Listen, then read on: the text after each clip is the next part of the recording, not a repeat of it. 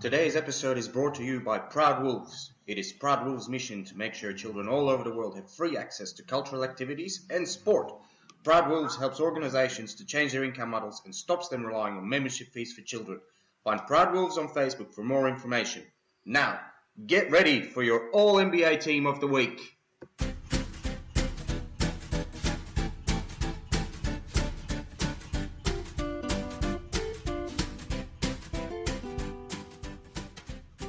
Goeiedag, enchantée, and welcome to this week's episode of Eight2Four presents All-NBA Team of the Week. Mike Conley is an All-Star. The best player to never make it on an All-Star game has been called up as a replacement for the injured Devin Booker, who was an injury call-up himself. Well deserved for Conley, who has been very important for the Jazz so far this season. Earlier this week, McConnell of the Indiana Pacers had a triple-double against the Cleveland Cavaliers. He had 16 points, 13 assists, and 10 steals.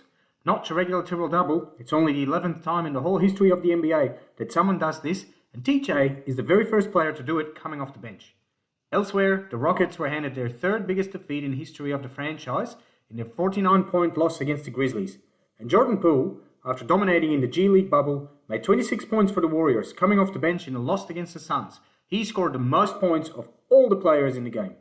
These were some of the memorable moments in the short week of basketball. Now it is time for your All-NBA Team of the Week.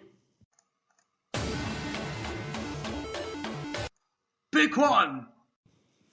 It is Dame time! Our first pick of the week is Damian Lillard of the Portland Trail Blazers. He is dominating the league in clutch time, the last 5 minutes of a 5-point game. If you ever need to win a close basketball game, Dame is the man for the job. His true shooting percentage in clutch moments is 83%. It takes into account all the different kinds of shots on the court. That number is ridiculously high because in normal circumstances we consider players shooting over 60% as elite. Not only is his efficiency through the roof, his team is so often in close games, so he has to perform this little trick over and over again. Only Zach LaVine of the Bulls has scored more points in the clutch than Dame, but his true shooting percentage is under 60%, meaning he needed more opportunities to make clutch points than Damian Lillard. Just like last season, Portland is missing some of their best players during the regular season, and last season they almost missed the playoffs because of it. This year is different. Portland is winning, and it has to thank Dame for that. He is averaging just under 30 points, 8 assists, and about 4.5 rebounds a game, and has led the Blazers to the 5th spot in the West, only 2 games behind the LA teams. Together with Carmelo Anthony, who we have picked for our team this week as well, Dame has led his team to victories against the Hornets, the Warriors, and the Kings this week. Portland is winning, and they are doing it without Nurkic and McConnell, two of the 3 best players. Both players should return sometime after the All-Star break, and a third injured player, Zach Collins, should be back in time to make it to the playoffs. With their complete roster and an easier run into the playoffs than last year, the Blazers will have a very good chance of getting through the first round. As it stands right now, they would be playing the Clippers in the first round, who they set aside in the 2016 playoffs. Granted, the Clippers then are nothing alike to the Clippers now, and the animosity between Paul George and Damian Lillard will make for a fantastic clash between the two teams. I can't wait to see how the rest of the season for the Blazers unfold. Pick two! Our second pick of the week is Ja Morant of the Memphis Grizzlies. The reigning Rookie of the Year started to find his form in February, after a slow start of the year. He wasn't getting many foul calls either, only taking 10 free throws once in 22 games. The last 2 games he played, he received more than 10 free throws in both games. Ja is quick, and he loves to drive to the ring.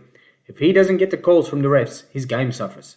Last week he made 35 points in 2 games, a blowout against the Wizards and a 1-point loss against the Bucks.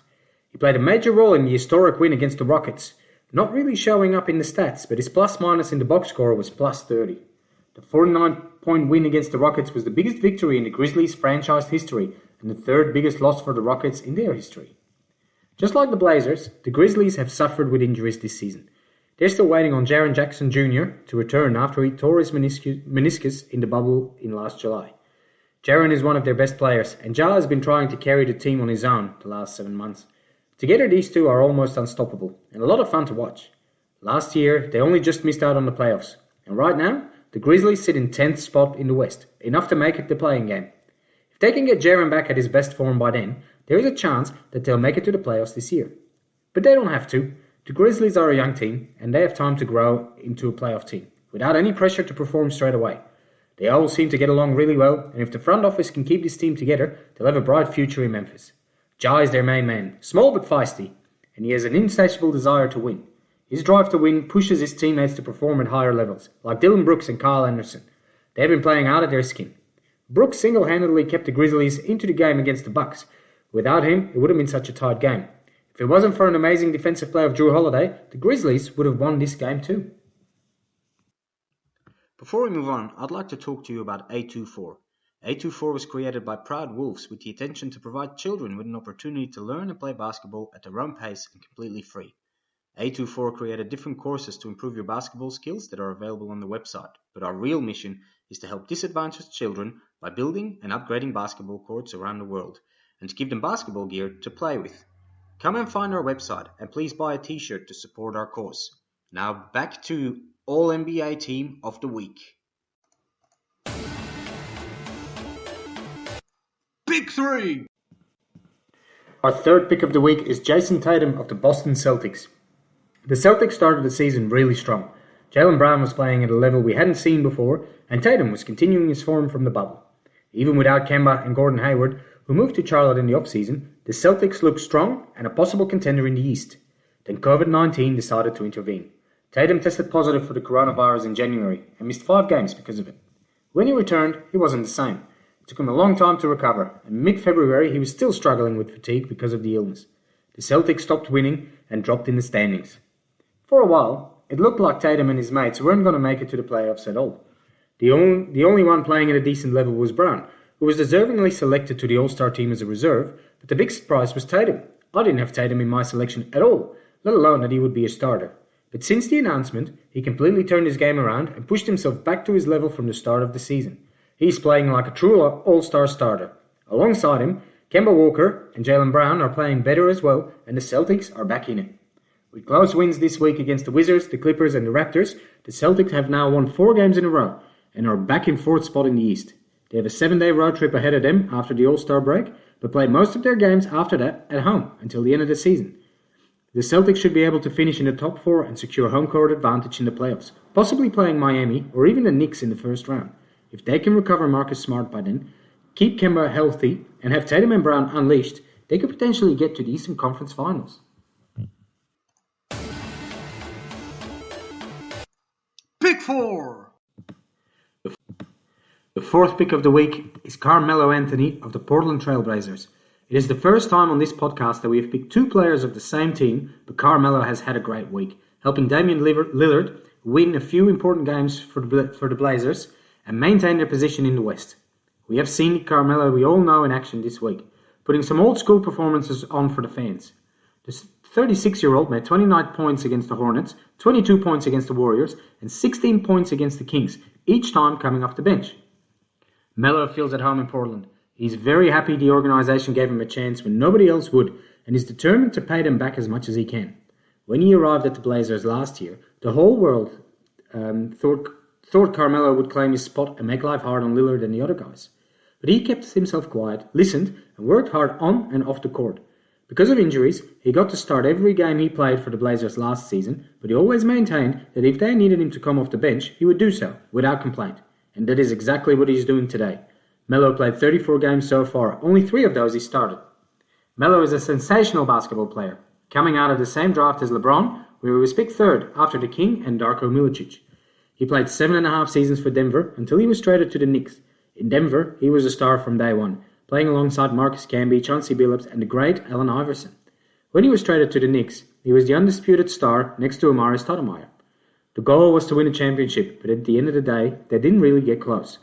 When the Knicks traded him to OKC in 2017, the misery started for Carmelo. He didn't fit in with the team, he got a name for being difficult in the locker room, and then he was traded to the Hawks but never played, and he ended up in Houston where he only played 10 games until he was waived. Nobody wanted to touch him until the Blazers gave him a chance. And he paid them back in full, and then some. Carmelo still has a lot to offer to the league, and it is still a pleasure to watch him play. Pick 5. The 5th pick of the week is Joel Embiid of the Philadelphia 76ers.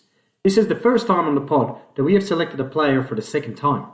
Joel was part of the very first All-NBA team of the week in early January because he was the most dominant player on the most dominant team at the time. 9 episodes later, very little has changed. Philly is still the most dominant team in the East, and Joel Embiid is still the most dominant player on their roster. He is on track to steal this season's MVP award away from LeBron, and nobody can say it would be undeserved.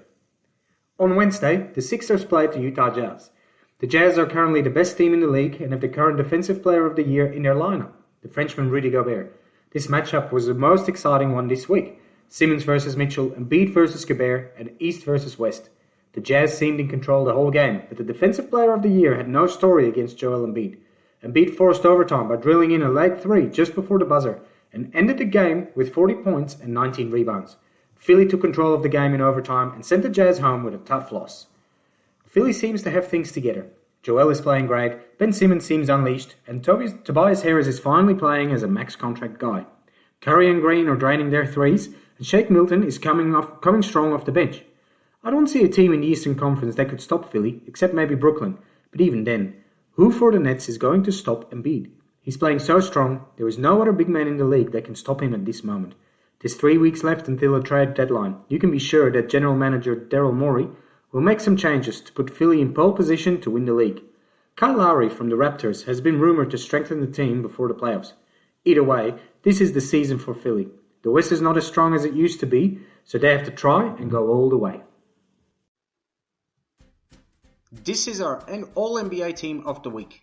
Please share our podcast and give us 5 stars. If you have any questions, you can contact the show on 824office@gmail.com.